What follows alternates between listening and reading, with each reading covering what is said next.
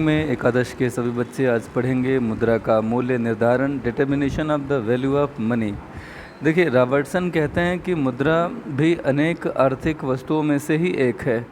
इसका मूल्य भी दो ही घटक मांग और पूर्ति संबंधी दशाओं द्वारा ही निर्धारित होगा, जो अन्य किसी वस्तु के भी मूल्य को निर्धारित करते हैं। यानी कि मांग और पूर्ति संबंधी जो ये दो स्थितियां हैं, जो ये बल हैं, ये जो शक्तियां हैं, यही किसी भी वस्तु के मूल्य को निर्धारित करती हैं, मुद्रा के भी। तो मुद्रा के मूल्य निर्धारण से संबंधित अनेक अर्थशास्त्रियों के दो मत आते हैं। एक तो मुद्रा की मांग और पूर्ति का सिद्धांत आता है और दूसरा मुद्रा का परिमाण सिद्धांत यानी कि मात्रा सिद्धांत। सबसे पहले जानते हैं मुद्रा की मांग और पूर्ति सिद्धांत। देखिए, इस सिद्धांत में बार बार रिपीटेड आई हैं चीज़ें। मैं आपको अपनी तरफ से बता दूं कि किसी भी वस्तु का, बाज़ार में किसी वस्तु का मूल्य उसकी मांग और पूर्ति के आधार पर तय होता है, तो मुद्रा का मूल्य भी इन्हीं दो बिंदुओं पर निर्धारित होता है। उस बिंदु पर निर्धारित होता है, यानी कि मूल्य के उस स्तर पर निर्धारित होता है जिस स्तर पर मुद्रा की मांग और मुद्रा की पूर्ति की ये जो सापेक्षिक शक्तियाँ हैं, सापेक्षिक मतलब एक दूसरे से प्रभावित होने वाली शक्तियाँ, इनके बीच में, इनके मध्य में साम्य यानी इक्विलिब्रियम स्थापित हो जाता है। अर्थात ये दोनों सेम हो जाती हैं, एक जैसी समान हो जाती हैं। एक बार साधारण अर्थों में, शब्दों में मैं आपको बता दूं कि मुद्रा का जो मूल्य, जिस पर मुद्रा का वो मूल्य जिस पर मुद्रा की मांग और पूर्ति दोनों की मात्रा समान हो जाती है, वही मुद्रा का मूल्य तय हो जाता है और वही मुद्रा का मूल्य निर्धारित हो जाता है, वही हमेशा लागू रहता है उस कम से कम कुछ समय के लिए। रॉबर्टसन का भी सेंटेंस देख लीजिए कि मुद्रा भी अनेक आर्थिक वस्तुओं में से एक है, अतः इसका मूल्य भी उन्हीं दो घटकों मांग और पूर्ति संबंधी दशाओं द्वारा तय होगा, किसी अन्य वस्तुओं के मूल्य निर्धारण की ही तरह। तो कुल मिलाकर के अब ये आप जान लें कि मांग के साथ मुद्रा के मूल्य का क्या संबंध है और पूर्ति के साथ। देखिए, वस्तु की मांग और पूर्ति का सीधा संबंध है, यानी कि वस्तु की मांग बढ़ने पर उसका मूल्य भी बढ़ता चला जाता है, वस्तु की मांग घटने पर उसका मूल्य घटता है। किसी वस्तु की पूर्ति और मूल्य का संबंध विपरीत होता है, यानी कि रिवर्स रिलेशन होता है। इसमें वस्तु की पूर्ति बढ़ने पर मूल्य घटेगा और वस्तु की पूर्ति घटने पर मूल्य बढ़ेगा। ये तो हो गई वस्तु की बात। अब चूंकि आपने जाना था कि मुद्रा भी एक वस्तु ही की तरह, इस पर भी वही नियम लागू होते हैं, तो मुद्रा के मूल्य का निर्धारण भी मुद्रा की मांग और पूर्ति की सापेक्षिक शक्तियों द्वारा होता है। इसमें आप इतना जान लेंगे कि मुद्रा का अगर मांग बढ़ जाए तो उसका मूल्य बढ़ जाता है और मुद्रा की अगर पूर्ति बढ़ जाए तो उसका मूल्य घट जाता है। ठीक। एक बात और है कि वस्तु का जो मूल्य होता है वो अल्पकाल में मांग और दीर्घकाल में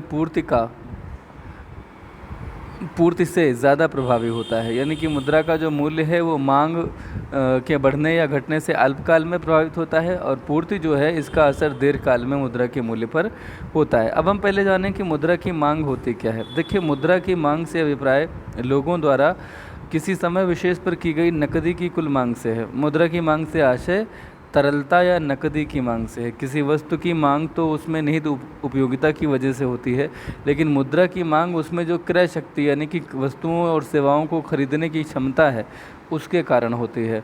मुद्रा की मांग इसलिए की जाती है क्योंकि यह विनिमय का माध्यम है और इसकी सहायता से वस्तुएं और सेवाएं प्राप्त करके आवश्यकताओं की संतुष्टि हो जाती है। ठीक। अगर हम बात करें किसी भी समय विशेष पर मुद्रा की मांग, तो हम ये समझेंगे कि किसी देश में हम वस्तुओं और सेवाओं के विनिमय के लिए हम इसकी मांग करते हैं उस समय विशेष में।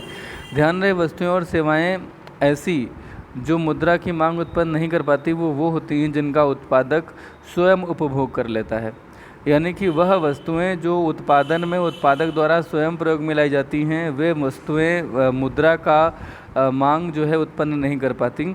मुद्रा की मांग वही वस्तुएं उत्पन्न कर पाती हैं जो बाज़ार में विनिमय यानी कि खरीद और फरोख्त के लिए उपलब्ध होती हैं।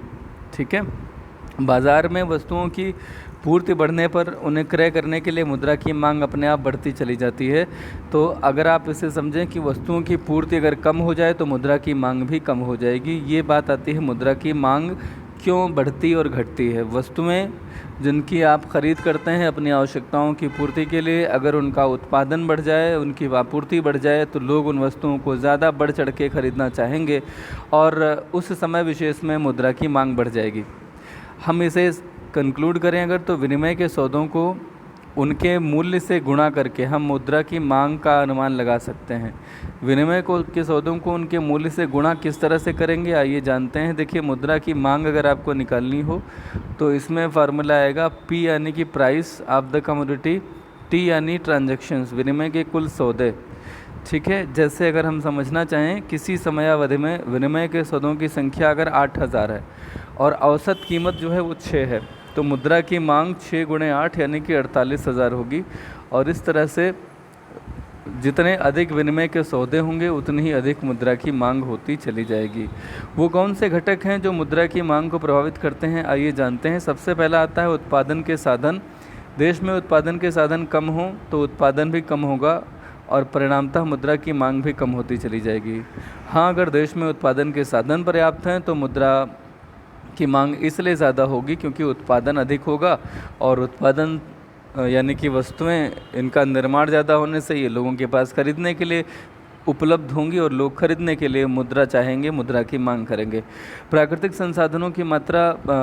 संसाधनों की कमी होने पर मुद्रा की मांग कम हो जाती है। प्राकृतिक संसाधनों की बहुलता होने पर मुद्रा की मांग भी बढ़ जाती है, क्योंकि प्राकृतिक संसाधनों से ही वस्तुओं का उत्पादन होता है। संसाधनों की कमी से उत्पादन कम होता है, मांग कम हो जाती है। संसाधनों की उपलब्धता से, बहुलता से उत्पादन बढ़ जाता है और मुद्रा की मांग बढ़ जाती है। आप देखिए कि अगर उत्पादन बढ़ रहा है तो वस्तुओं का उत्पादन, बढ़ा हुआ उत्पादन मुद्रा की मांग को बढ़ाता है। तो रहन सहन का स्तर, जहाँ लोगों का रहन सहन का स्तर ज़्यादा अच्छा होता है, वहाँ पर वो रहन सहन का स्तर आप कैसे जानते हैं कि लोग कितनी वस्तुओं का यूज़ कर रहे हैं। अगर कोई चलने के लिए कार का इस्तेमाल कर रहा है, घर में रहते समय एसी का इस्तेमाल कर रहा है, बड़ा मकान बना हुआ है, तो आप क्या कहते हैं कि उसका रहन सहन अच्छा है। अर्थात वो ज़्यादा वस्तुओं का उपयोग कर रहा है, ज़्यादा खर्चे कर रहा होगा, इसके लिए उसे ज़्यादा पैसे की ज़रूरत होगी। तो रहन सहन का स्तर अगर किसी देश विशेष में, किसी समय विशेष में अच्छा है, बेहतर है, तो वहाँ मुद्रा की मांग ज़्यादा होगी। जनसंख्या अगर किसी देश की ज़्यादा है तो वहाँ मुद्रा की मांग ज़्यादा करेगी। जनसंख्या जाहिर सी बात है। वैज्ञानिक और तकनीकी प्रगति अगर इसका स्तर निम्न है तो उत्पादन साधनों की अधिकता होने पर भी वहाँ पर आप पाएंगे कि मुद्रा का जो उपयोग है, जो मांग है, वो कम होगी। लेकिन अगर तकनीकी उन्नत हो तो उत्पादन का स्तर अच्छा होगा और मांग बढ़ जाएगी। उत्पादन का पैमाना, अगर बड़े लेवल पे उत्पादन हो रहा है तो मुद्रा की मांग अधिक होगी, इसके विपरीत होने पे मुद्रा की मांग घट जाएगी। व्यावसायिक प्रतिस्पर्धा के अधिक होने पर उत्पादक तथा व्यापारी उत्पादन तथा विक्रय के अच्छे ढंग अपनाते हैं और मुद्रा की मांग बढ़ती चली जाती है। रोजगार का स्तर, जब कोई अर्थव्यवस्था निम्न रोजगार से उच्च रोजगार स्तर की ओर अग्रसर होती है तो वहाँ अधिक साधनों का उपयोग होने से मुद्रा की मांग बढ़ जाती है। विकास का स्तर, एक अल्प विकसित अर्थव्यवस्था की अपेक्षा विकासशील और विकसित अर्थव्यवस्थाओं में मुद्रा की मांग अधिक होती है, क्योंकि वहाँ पे डेवलपमेंटल प्रोसेस यानी इंफ्रास्ट्रक्चरल आधारभूत संरचना के कार्य बहुत तेज़ी से हो रहे होते हैं, तो वहाँ पे पूंजी के रूप में मुद्रा की मांग बहुत बढ़ जाती है। आधुनिक विचारधारा, जो आधुनिक विचारक हैं वो मुद्रा के मूल्य संचय के गुण के कारण इसकी मांग उत्पन्न होना मानते हैं। यानी कि जो लोग मुद्रा को नकद के रूप में रखना चाहते हैं वे मुद्रा की मांग करते हैं। आधुनिक अर्थशास्त्रियों के अनुसार मुद्रा की मांग से अभिप्राय लोगों द्वारा किसी समय विशेष पर की गई नकदी की कुल मांग से है। कीन्स कहते हैं कि 3 उद्देश्य हैं मुद्रा को तरल रूप में रखते हैं। एक तो लेन देन का उद्देश्य कि आप वस्तुएं खरीद बेच सकें। दूरदर्शिता एक उद्देश्य होता है, लोग अपने पास इसलिए भी पैसा रखते हैं कि अचानक से कोई इमरजेंसी आ जाए तो आपको अचानक से उस इमरजेंसी का सामना करने के लिए पैसा हो। और कुछ लोग सट्टेबाजी में लगाते हैं अपना पैसा, इसलिए भी मुद्रा रखते हैं। तो ये तो हो गई बात मुद्रा की मांग की। अब हम बात करते हैं मुद्रा की पूर्ति की। देखिए, मुद्रा की पूर्ति, मुद्रा की उन सभी वस्तुओं की वो सामूहिक मात्रा है जो किसी देश में किसी समय विशेष पर विनिमय के माध्यम के रूप में प्रचलन में होती हैं। विनिमय के माध्यम को ही तो मुद्रा कहा जाता है। तो विनिमय के माध्यम के रूप में प्रचलित वस्तुएं और उनकी सबकी सामूहिक मात्रा ही मुद्रा की पूर्ति कहलाती है। आप जानते हैं इस समय मुद्रा कई रूपों में आती है। एक तो सिक्कों के रूप में है, नोट्स के रूप में है, प्लास्टिक मनी के रूप में है और सबसे महत्वपूर्ण आभासी मुद्रा के रूप में है, जिसका जिक्र बहुत ज़्यादा नहीं होता लेकिन उपयोग बहुत होने लगा है। आभासी मुद्रा जैसे कि पेटीएम वगैरह, Paytm, Jio money, Airtel money वगैरह, जो इनके अकाउंट टू अकाउंट पैसा डायरेक्टली ऑनलाइन ट्रांसफ़र होता है, this is called as virtual money.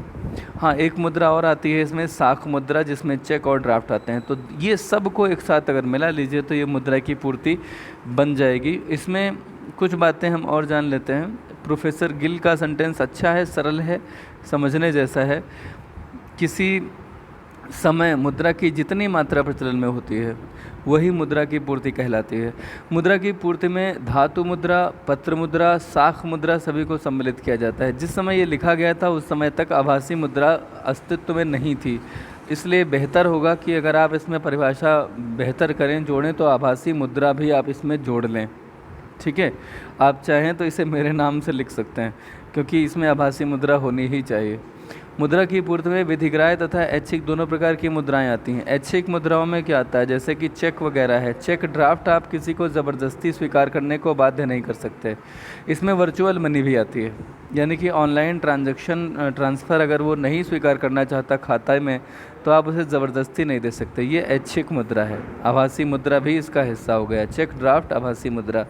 लेकिन ध्यान रखिएगा कि सिक्के और जो नोट होते हैं ये अनिवार्य मुद्रा हैं, यानी कि ये बाध्य करने वाली मुद्राएं हैं। आप इन्हें स्वीकार करने से मना नहीं कर सकते। इन्हें विधिग्राह्य मुद्रा कहा जाता है। लीगल टेंडर मनी, यानी कि आप इन्हें लेने से, स्वीकार करने से किसी को मना नहीं कर सकते। तो मुद्रा की जो मात्रा विनिमय के माध्यम का कार्य करती है वही मुद्रा का अंग नहीं होती। मात्र मुद्रा की में वह भी आती है जो ज़मीन में दबाकर तिजोरी में सुरक्षित रखी जाती है। मुद्रा की आपूर्ति वो भी है, भले वो विनिमय का माध्यम नहीं बनती, क्योंकि वो कई वर्षों से किसी तिजोरी या बक्से में बंद है। यहाँ एक बात और ध्यान से सुनिएगा, मुद्रा की चलन गति एक अलग से शब्द आता है, एक अलग से टॉपिक है, जो कि मुद्रा की पूर्ति का ही एक सब टॉपिक है। इसे ध्यान से सुनिएगा। वेलोसिटी ऑफ मनी, यानी कि मुद्रा की पूर्ति, मुद्रा के परिमाण यानी कि क्वांटिटी के साथ साथ मुद्रा की चलन गति पर भी निर्भर करती है। देखिए, पूर्ति का मतलब मात्रा नहीं होता हमेशा, पूर्ति का मतलब उपलब्धता से है। किसी समय विशेष में कोई मुद्रा इकाई वस्तुओं तथा सेवाओं को खरीदने के लिए जितनी बार एक हाथ से दूसरे हाथ में आती जाती है वही मुद्रा का चलन गति यानी कि चलन वेग या वेलोसिटी कहलाती है। इसे ऐसा भी कह लें कि मुद्रा की एक इकाई भुगतानों में जितनी बार एक हाथ से दूसरे हाथ में हस्तांतरित होती है वही मुद्रा की चलन गति है। उसको औसत मुद्रा की चलन गति कहा जाता है। उस औसत को ही मुद्रा की चलन गति कहा जाता है। इसको अगर आप फिशर के सूत्र से जानना चाहें तो मुद्रा की पूर्ति क्या होगी, जो वास्तविक मुद्रा है उसकी चलन गति, जो साख मुद्रा है उसकी चलन गति। एक्चुअली यहाँ पे आभासी मुद्रा को आप साख मुद्रा में ही शामिल मान लीजिए। ठीक है, बिल्कुल है ही वो, अगर आप उसे अलग से ना मानना चाहें तो इसी में आ जाएगी। तो इसे ज़रा सा समझने की कोशिश करना कि वास्तविक मुद्रा और उसकी चलन गति जितनी है और साख मुद्रा उसकी चलन गति जितनी है, इसको जब आप आपस में मल्टीप्लाई करके प्लस करेंगे तो मुद्रा की पूर्ति निकल के आ जाएगी। जैसे इन्होंने बताया कि मान लीजिए वास्तविक मुद्रा 200 है और उसकी चलन गति 10 है, यानी कि एक नोट जो है वो किसी समय विशेष में एक व्यक्ति के पास 10 बार गुजरता है। और साख मुद्रा 100 है, उसकी चलन गति 6 है, यानी कि चेक का प्रयोग जो है वो उसी समय में केवल 6 बार हुआ। तो 200 गुणे 10, 100 गुणे 600, यानी कि 2600 मुद्रा की कुल मिला के पूर्ति है। अंतिम टॉपिक आज का, मुद्रा की पूर्ति को प्रभावित करने वाले घटक कौन से हैं। मुद्रा का निर्गमन। देखिए, मुद्रा की पूर्ति, वास्तविक मुद्रा अभी आप पढ़ रहे थे, तो मुद्रा का जितनी मुद्रा का निर्गमन मौद्रिक अधिकारी करेगा उसी के हिसाब से मुद्रा की पूर्ति कम या ज़्यादा होगी। साख मुद्रा की मात्रा, देश में अगर साख का उपयोग बहुत ज़्यादा हो रहा है तो साख का विस्तार होता चला जाएगा तो भी मुद्रा की पूर्ति बढ़ जाएगी। लेकिन साख का अगर संकुचन हो जाए तो उसकी भी पूर्ति घट जाती है। यहाँ साख का मतलब जान लीजिएगा उधारी से होता है। अगर सरकारें यानी कि reserve bank of India commercial bank को इस तरह का इंस्ट्रक्शंस देती हैं कि लोगों को कम से कम ब्याज दर पे ऋण उपलब्ध कराएं तो वहाँ उस देश में साख मुद्रा की मात्रा ज़्यादा होगी, परिणामतः मुद्रा की पूर्ति भी ज़्यादा होगी। वस्तुओं एवं सेवाओं की पूर्ति, जिस देश में विनिमय योग्य वस्तुओं और सेवाओं की पूर्ति बढ़ती है, मुद्रा की पूर्ति अपने आप बढ़ानी पड़ जाती है। सामाजिक रीति रिवाज, जहाँ पर वस्तु विनिमय प्रणाली से काम चलाने की प्रथा है, वहाँ मुद्रा की पूर्ति की आवश्यकता नहीं होती। व्यक्तिगत स्वभाव, कुछ लोगों की तरलता पसंदगी जो होती है वो मुद्रा की पूर्ति को कम कर देगी। ठीक है, तरलता पसंदगी से लोग अपने पास मुद्रा को स्टोर करके रखना शुरू कर देंगे, तो चलन में मुद्रा कम हो जाएगी और मुद्रा की आपूर्ति प्रभावित हो जाएगी। बैंकों के सुरक्षित कोष अगर कम हैं तो मुद्रा की पूर्ति ज़्यादा होगी, अगर कोष ज़्यादा हैं तो मुद्रा की पूर्ति घट जाती है।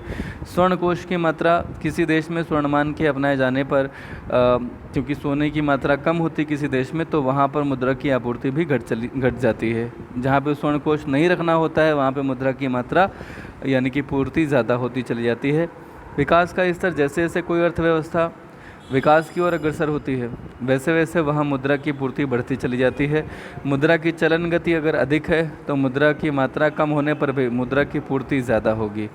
मांग और पूर्ति का संतुलन जो होता है वहीं पे मुद्रा के मूल्य का निर्धारण होता है। ध्यान रखिएगा, जिस बिंदु पर मुद्रा की मांग और पूर्ति कि मध्य साम्य यानी संतुलन स्थापित हो जाता है, वहीं पर मुद्रा का मूल्य निर्धारित हो जाता है। ठीक है, एक उदाहरण लीजिए कि मुद्रा की पूर्ति में वृद्धि होने लेकिन मुद्रा की मांग स्थिर रहने पर मुद्रा के मूल्य में कोई कमी नहीं होगी। मुद्रा की पूर्ति में कमी होने लेकिन उसकी मांग के स्थिर रहने पर मुद्रा के मूल्य में वृद्धि हो जाएगी। एक बात मैं आपको अभी जो बोल गया उसको फिर से सुन लीजिए, इसमें करेक्शन होगा। मुद्रा की पूर्ति में वृद्धि होने पर लेकिन मुद्रा की मांग अगर स्थिर रहे तो मुद्रा के मूल्य में कमी हो जाएगी। मतलब एक जो वेरिएबल है वो स्थिर रहा, कौन सा? मुद्रा की मांग, लेकिन मुद्रा की पूर्ति में वृद्धि हुई तो आपने पाया कि पूर्ति बढ़ी और मांग स्थिर रहने पे मुद्रा के मूल्य में कमी हो गई।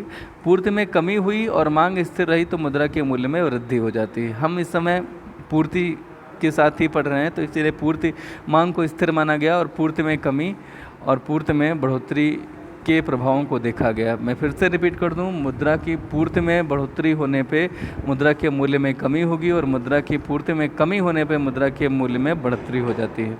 ठीक है, और बात करते हैं क्राउथर के शब्दों में, मुद्रा की मांग में वृद्धि होने पर यदि उसकी पूर्ति में कोई वृद्धि नहीं होती तो उसका मूल्य बढ़ जाएगा और सामान्य कीमत स्तर यानी वस्तुओं का जो सामान्य मूल्य होगा वो घट जाएगा।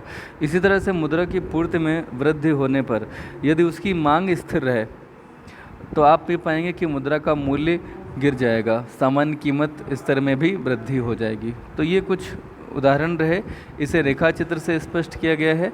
मैं आपको जल्दी से इसे बता देता हूँ कि ये जो रेखा चित्र है इसमें मुद्रा की मांग और पूर्ति यहाँ एक्स एक्सिस पे बताई गई है और ये मुद्रा का मूल्य है। ये सप्लाई कर्व है और ये डिमांड कर्व है। अब एक बार ध्यान से सुन लीजिएगा कि अगर आपके मुद्रा की मांग और पूर्ति ये जो नीचे नज़र आ रही है, अगर ये मुद्रा की जो मांग है इसमें अगर आप पाएँ कि बढ़ोतरी हो रही तो ध्यान से देखिएगा। मान लिया आपकी मांग पहले इतनी थी लेकिन मुद्रा की अगर मांग बढ़ जाए और पूर्ति जितनी थी उतनी ही रहे तो आप देखिए क्या आप पाते हैं, मुद्रा की मांग बढ़ गई और पूर्ति जितनी थी उतनी ही रही है। तो मांग बढ़ने पे इस समय आप ज़रा सा ध्यान से देखें कि जब पूर्ति उतनी रही तो हम सप्लाई कर्व को ध्यान नहीं दे रहे, हम केवल डिमांड कर्व को ध्यान देंगे। आपकी मैंने यहाँ पे मांग बढ़ाई तो आप पा रहे हैं कि डिमांड कर्व को ये यहाँ पे इंटरसेक्ट करता है और इसका प्राइस जो है आप देखिए P1 घट गया है। यानी कि यहाँ पे अगर इसकी डिमांड घट जाए, डिमांड बढ़ जाए तो आप पाएंगे कि जो मुद्रा का मूल्य है वो अपने आप में